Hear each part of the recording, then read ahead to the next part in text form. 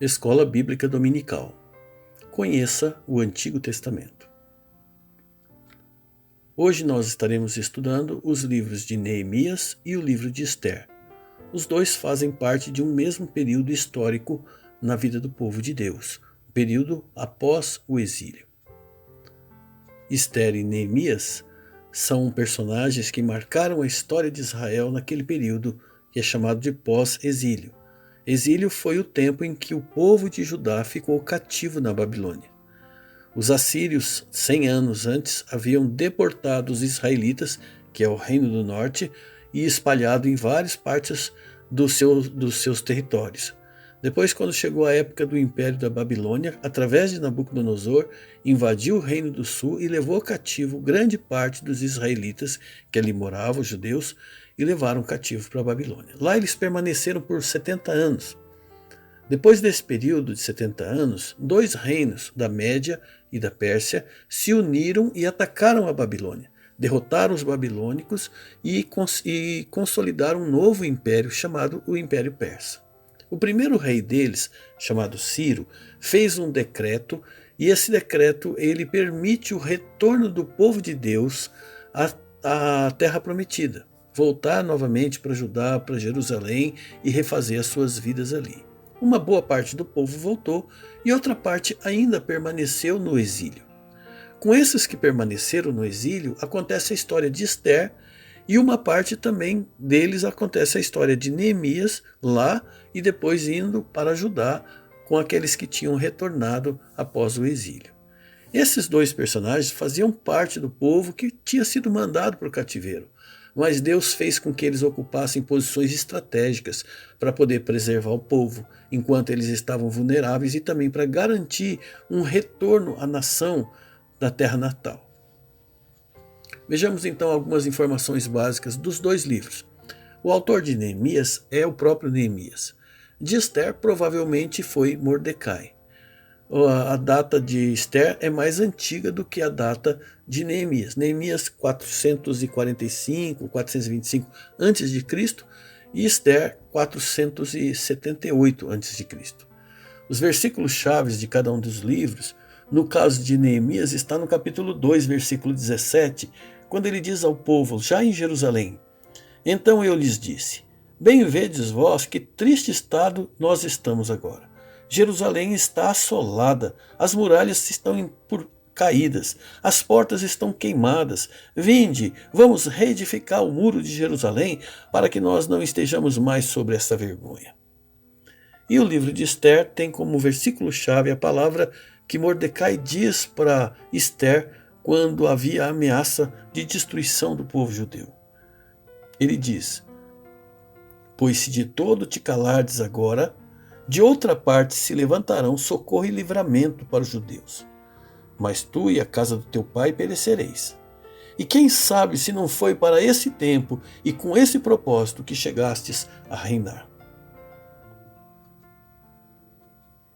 Uma visão panorâmica através de um esboço do livro de Neemias. Neemias, no capítulo 1 até o capítulo 7, nós temos o foco central é Neemias, a sua liderança na reconstrução dos muros.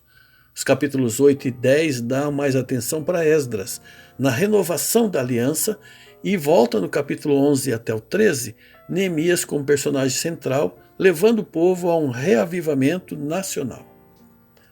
Se fôssemos definir o livro de Neemias numa só sentença, para memorizar, ficar fácil de guardar o seu conteúdo, podíamos dizer que está aqui um homem usando de sua posição social e de suas habilidades de liderança para conduzir o povo na reconstrução dos muros de Jerusalém com a ajuda de Esdras. Ele promoveu também um reavivamento espiritual. Ester, um esboço do livro. No capítulo 1 fala sobre a história de Vasti, a rainha dos persas, que foi expulsa do palácio. E aí no capítulo 2 tem a escolha de uma nova rainha. Chamaram moças de todas as partes dos reinos conquistados, as mais belas, todas lindas, virgens, e entre elas foi escolhida Ester, providência de Deus. Capítulo 3, nós vemos um personagem chamado Amã, que tinha um ódio contumaz dos judeus, e queria a destruição deles, fez um plano para a destruição. Ele era descendente de Agag, um dos reis que foi massacrado pelo rei Saul. Daí que vinha esse ódio anterior, um ódio histórico contra o povo judeu. Então ele queria destruí-los. No capítulo 4, nós vemos a persuasão de Mordecai sobre Esther, convencendo ela a chegar diante do rei e pedir em favor do seu povo. Era problemático, porque só podia chegar na presença do rei se ele tivesse chamado. E ele não chamou Esther. Então era razão dela ter um pouco de receio. Por isso ele tem que persuadir, falar, olha, se você ficar calada, de algum lugar vai se levantar ajuda para o povo hebreu, mas isso vai pesar sobre a sua mente. E quem sabe se não foi para isso que você foi levada a essa posição de rainha. Então ele convence ela de chegar até a presença do rei.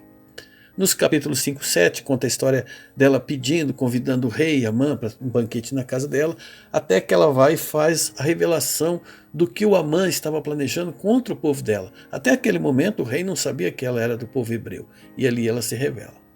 Capítulo 8, vemos a libertação e a punição de Amã, a libertação do povo, a exaltação de Mordecai. Mordecai foi levado pelas ruas como um príncipe e o próprio Amã tinha que puxar o cavalo dele. Aí depois nós vemos no capítulo 9 a comemoração do povo judeu da libertação, porque eles estavam condenados a serem massacrados. E aí então Esther estabelece uma lei, uma diretriz para o povo, para que todos os anos eles comemorassem aquela data da libertação e colocou o nome dessa festa de festa do Purim.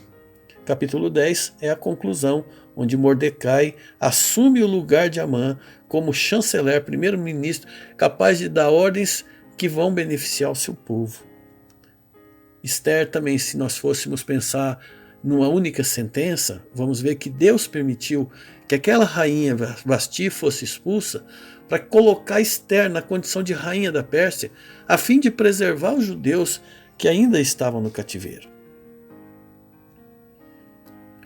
Pensando aqui nesses dois povos, nos que ficaram e nos que voltaram, tanto os judeus que retornaram do exílio por causa daquele decreto de Ciro, como aqueles que decidiram ficar na Pérsia, tiveram que enfrentar muita oposição, perseguição, preconceito. Em defesa daqueles que retornaram para Judá, Deus usou a vida de Esdras e de Neemias para protegê-los e fortalecê-los.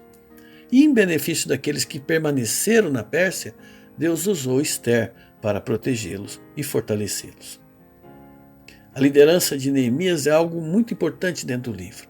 Ele era copeiro do rei, tipo de um mordomo, mas é uma posição de extrema confiança. Era a pessoa que garantia que a comida do rei não estivesse envenenada. Ele estava sempre ao lado do rei. Ele ouvia cada uma das conferências. Era uma pessoa da confiança absoluta do rei.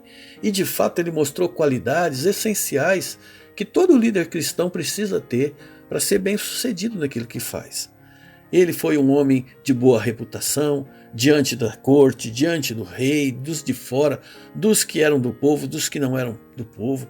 Ele tinha intimidade com Deus na oração. Nós vemos ele pedindo a Deus que abrisse o coração do rei para atender o seu pedido, e Deus ouviu e atendeu o seu pedido de fato, fazendo com que o rei desse a ele toda a liberação para ele ajudar na reconstrução dos muros de Jerusalém. Ele sabia trabalhar em equipe, e ele também sabia lidar com oposição. Era um homem preparado, capaz de produzir no povo organização, ajudá-los na reconstrução, voltar à vida espiritual. Em todos esses aspectos ele se destacou como líder. A responsabilidade nós também podemos ver de Esther e de Mordecai. Mordecai era, na verdade, um tio, um apadrinhado, o que estava no lugar de pai de Esther, antes dela se tornar rainha. Eles dois agora, tanto um como o outro, alcançaram lugares de privilégio dentro da corte do rei Assuero, mesmo antes de começar aquela ameaça contra a vida dos judeus. Foi preciso que na hora certa eles entendessem essa responsabilidade, essa posição que Deus os elevou, para que eles também pudessem servir a Deus com as oportunidades que tinha, com os talentos que tinha em suas mãos. Algumas curiosidades que nós podemos ver nos dois livros. No livro de Esther é o único livro de todo o Antigo Testamento que não menciona o nome de Deus, embora características de Deus estejam presentes em cada aspecto do livro. Mesmo quando quando Mordecai fala para ela, você precisa falar com o rei. O nosso povo está sendo ameaçado. Eu tenho certeza que Deus, ele não usou a palavra Deus. Mas é como se ele estivesse falando, se você não fizer nada, de algum lugar vai levantar algum tipo de ajuda e socorro para o povo judeu. Olha, de onde que ia levantar ajuda para o povo judeu, a não ser de Deus? Ele diz, se você ficar calada, o povo vai ser abençoado de alguma forma e punição virá sobre você. E outra coisa, ele diz, quem sabe se não foi para isso que você foi colocada como rainha, entre as milhares e milhares de candidatas que foram apresentadas, de todos os lugares do mundo, e você foi colocado nessa posição, é como se ele estivesse falando, Deus colocou você nessa posição, para esse momento. Outra curiosidade foi a festa que Esther estabeleceu quando conseguiu vencer as estratégias de Amã, destruir aquelas estratégias, fazer com que o povo se defendesse no dia que tinha sido ordenada uma grande guerra e um grande massacre. O livro de Esther, então, explica essa origem da festa. O objetivo dele é explicar a origem da festa mais importante para os judeus, que é o Purim, que é a comemoração da salvação do povo judeu que vivia na Pérsia do plano maligno de Amã para exterminá-los. Outra curiosidade tem a ver com o rei, marido de Esther, o rei Assuero. Assuero, na verdade, era um título de dinastia persa. O nome verdadeiro dele era Xerxes I, filho de Dario, neto de Ciro, aquele conquistador da Babilônia que permitiu o retorno dos judeus exilados para a terra de Judá. Então, esse título dinástico acontece bastante na antiguidade. Os faraós, por exemplo, não se chamavam faraós, era um título de dinastia. Os Césares do Império Romano não se chamava César, eles eram um título de dinastia, eles tinham outros nomes, Tibério, Augusto e tal. O Xerxes, ele foi erroneamente retratado num dos filmes de Hollywood, que fala Os 300, tem a batalha, foi até o Rodrigo Santoro que fez o papel do Xerxes. E ele parece um perdedor ali no filme. Mas, na verdade, o Xerxes foi vencedor nessa batalha. Ela aconteceu de fato, contra o rei Leônidas de Esparta. E ele, na verdade, foi vencedor de diversas outras batalhas. E foi o único rei persa que conseguiu conquistar e saquear várias partes da Grécia. Algumas doutrinas encontradas nos livros de Esther e de Neemias. Oração, por exemplo. Neemias, que significa Jeová consola, é um homem que buscou o consolo do Senhor, depois encorajou o povo de Deus também a confiar em Deus para reconstruir os muros da cidade. O capítulo 1 de Neemias nos ensina como a oração é importante na vida daquele que serve ao Senhor. Foi importante lá na corte para convencer o coração do rei e foi importante também para abrir o coração do povo de Judá, de Jerusalém, para motivá-los à reconstrução das muralhas caídas. A soberania de Deus é outra doutrina que aparece dentro desses livros.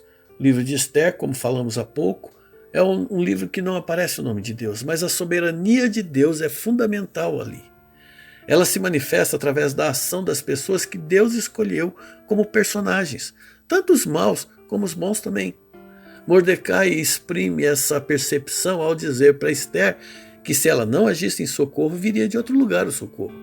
Mas talvez Deus a tivesse feito rainha para ajudar o povo, embora ele não tenha dito o nome de Deus. Para nós concluirmos, podemos dizer que Neemias e Esther foram servos de Deus, foram firmes no propósito de cumprir a missão que Deus lhes designou. Não viveram num tempo fácil, com facilidades e vantagens, como temos às vezes nos nossos dias. Pelo contrário, eles venceram aquelas batalhas todas pela fé que tinham na soberania de Deus, pela perseverança também que tiveram na decisão de cumprir cabalmente o plano que tinha sido estabelecido pelo Senhor. Eles são exemplos dignos para serem imitados em nossos dias. Deus abençoe a sua leitura, que dê alegria, prazer, aprendizado e transformação à sua vida através da leitura desses 2 livros. Fica com Deus.